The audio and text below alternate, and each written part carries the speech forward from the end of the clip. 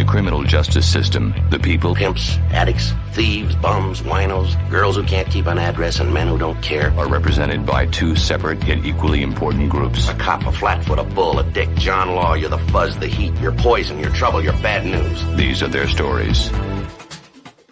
Major law that may go into effect in Florida, restricting minors' access to social media. It's essentially a social media ban for minors, people who are not yet of age, not minors of coal and of precious metals, but those minors. And a new version of this law that they've been trying to get through, the Ron DeSantis version, the original one was really restrictive. This one is a little less restrictive. And this bill was passed by the House there in Florida, 109-4.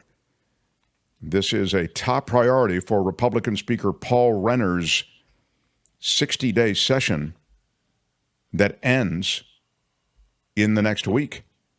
The bill will ban social media accounts for children under 14 and require parental permission for 15 and 16-year-olds. DeSantis is behind this, and his administration in Florida, which is, you associate with freedoms, right? They didn't like COVID restrictions. They didn't like mandates of any kind. They didn't like the masks. They viewed Florida as like the last bastion of personal freedom. Their view is, at least implied in this legislation, is those freedoms kick in when you're 18, not until then. Mm-hmm. Quote, "We know that social media is the main platform for sexual crimes against children. We know that it's a place where they're bullied online, where their self-image is torn down online. It leads them to major mental health issues, contemplation of suicide, acts of self-harm, spikes in anorexia, and the list goes on and on. And for that reason, this is legislation we want on the books." Several states have considered similar legislation. Arkansas had a federal judge actually step in and block enforcement in that state of a similar kind of social media restriction. So, look, there are going to be some legal challenges to this in Florida for sure, but the effects of social media on young people, that's not really in dispute. I mean, it's not a good thing. The degree to which you can restrict access, that's something that reasonable minds can differ on, but in Florida, it may very well, as they say, you overwhelmingly passed, it may withstand legal challenge, but there will be legal challenge. I have a question. I thought Florida was like the parents' rights state, right? Parents have a right to decide what their children read. It's in the library. We're going to ban all the books. And parents have a right to decide about vaccines. Well, don't parents have the right then to decide about social media?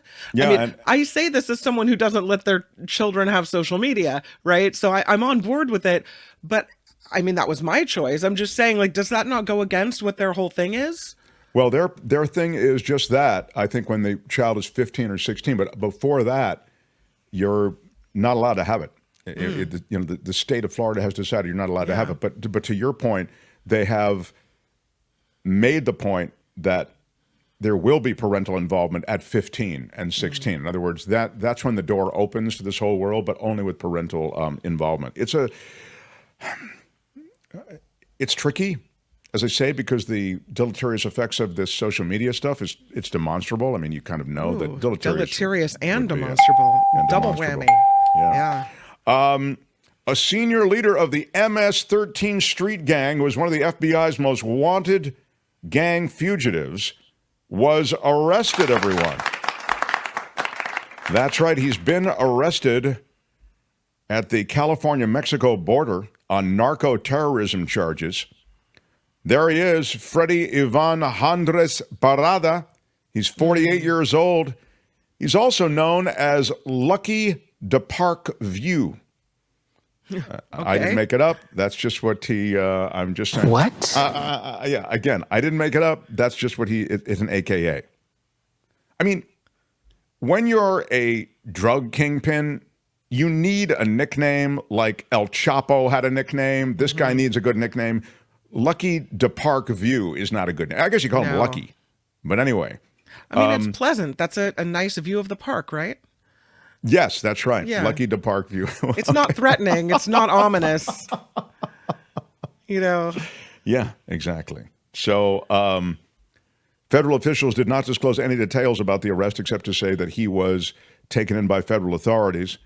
And this is after 3 years of looking for this guy on terrorism offenses related to the direction of MS-13's criminal activities in the U.S., El Salvador, Honduras, Mexico. And I'm sorry I have to do this, Lucky, but it is a bylaw of the show that we have to read your booking photo.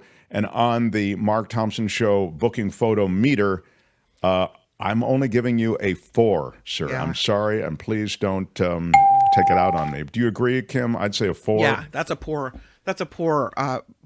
photo. Mhm. Tony, you have to agree with me. I mean, I can't give him a higher score. I think 4 is about it. Yeah, Tony's like, you can see him. Tony's no? Okay. No. Tony doesn't want any issues with the cartel. I don't blame him. Yeah. Meantime, as this guy cools his heels, there is a bizarre fact in a Maryland town. A Maryland town. This is a small place. 1,600 residents in Ridgely, Maryland. They are all living in a town that just suspended its entire police force. What? There is no one left. So then what do they have contract service out to the county? Residents of a small town in Maryland are demanding the truth. They don't know what happened. All the cops were ordered to step aside pending an investigation by the state prosecutor. The people of Ridgely learned this in a terse is a ding word, 2-line announcement on the town's website that the 3 commissioners have suspended with pay the entirety of the Ridgely Police Department immediately. By the way, again, as we've reviewed on the show before, suspended with pay is the best way to be suspended. Yes. If you're going to choose suspension with pay. The commissioners have been accused of treating their 1,600 citizens as children because they're not filling them in on the details. And there is no further information. It's a sleepy town just 2 miles from the Delaware border. It's best known for its annual winter festival. That draws thousands of visitors. They've recorded just 4 homicides since 2000. And residents really don't know what's up. It doesn't add up, says Jenny Wu, who lives there. She has a downtown business and has for more than 40 years. Everybody is skeptical about what happened. We just want to know how and why.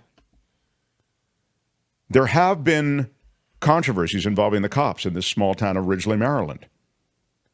They had to pay a big settlement to a guy who died in police custody. They paid a $5 million settlement to his family.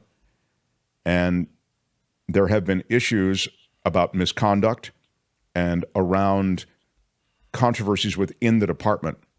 And so right now, nothing's been revealed, but it is possible that some of this was related to that.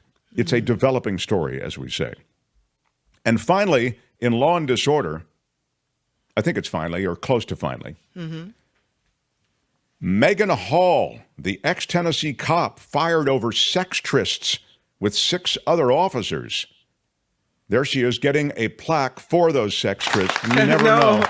Yeah. This was a while ago, right? How long ago was the firing? Well, she launched a lawsuit after her firing, and I believe the firing, I can get you the date here in a second, but she did lose her job. And I just want to remind you, she had trysts with 6 other officers, but you had, there they are. Thank you, Tony. Very, very good. That is who they are. Thanks, Tony. They have, they're all handsome fellows. Doesn't look like she has a type. She kind of seemed to, enjoy rolling around with these various people. And as you know, perhaps from prior reports, I think some of which we've shared with you here, some of it happened on the job, like while they were on the clock, while the police radio is going, they're rolling around on What? Yeah, just saying. She takes all comers. Megan Hall, who claims she was sexually groomed by this cadre of male colleagues, and cadre is a ding word, She sued the city of Laverne last year after a word of her raunchy romps made national headlines. And then she actually won a settlement. And the board of mayor and aldermen voting to authorize a settlement agreement between the city of Laverne and former officer Megan Hall. She looks so sweet there in that picture. Enjoying a meal between sex trysts. Is that, yeah, good for her. I have no problem with it. I mean, I don't like it on the job, but hey, go for it. But you're right, Kim, it's been about a year since this whole thing went down, and according to an internal investigation, she hooked up with several colleagues, sent them nude pictures, and went topless in a Girls Gone Wild-themed hot tub party, and even performed various sex acts on 2 cops while on duty. What? Yeah, I'm sorry to end the show with this, shall we say, description that borders on pornography. Wow. But there it is. But she's saying it's not her fault, that she was somehow groomed, manipulated into doing these things. Yeah. Okay. She also had a threesome with one of the cops and his wife, according to the report. Some of the dudes who you see there lost their jobs over this. And the investigation was thorough, and a report was issued. Wow, I bet that's a page turner, huh, everybody? Yeah. They found that then Police Chief Burrell Chip Davis, who was fired over this scandal, not only knew about it, not only knew about Hall's hookups, but joked about the situation with others in the city. That's not cool. No, it is not. In any case, now she is getting $500,000 for her time, and she gets to keep those nude photos. So there is that also in the works. And finally, let me just mention one huge resignation at Boeing. I was going to do this as a story from the sky, but now I can just do it here in Law and Disorder because I think it falls into the disorder category. There is no place more disordered than Boeing at the moment. And the CEO of Boeing, along with other executives, stepping down. The company's been mired in these negative stories since that door panel blew out of that 737 MAX. And there he is, Dave Calhoun. He's going to be leaving the company by the end of the year. Mm-hmm. Stan Deal, the CEO and president of Boeing Commercial Airplanes, has retired effective immediately. Larry Kellner, chair of the company's board of directors, is not going to stand for re-election at the next shareholders' annual meeting. And the Boeing board member and former Qualcomm CEO, Steve Mollenkopf, he will stay there and he will succeed Kellner. So despite a range of measures being announced by Boeing to improve safety and committing to working with federal investigators, as you know, there's a federal investigation in several different areas of Boeing right now. But resignations at Boeing because they just can't. This management team can't survive this. There's clearly a crisis in management at Boeing. And that is Law and Disorder for today. Tune in again next time for more Law and Disorder on The Mark Thompson Show. All right, that's it. Let's roll. Hey, let's be careful out there. Hi, it's Mark, and I thought that was great. Hit the notification bell. You'll know whenever there's a new video being dropped, and please subscribe to our channel to help us save the universe.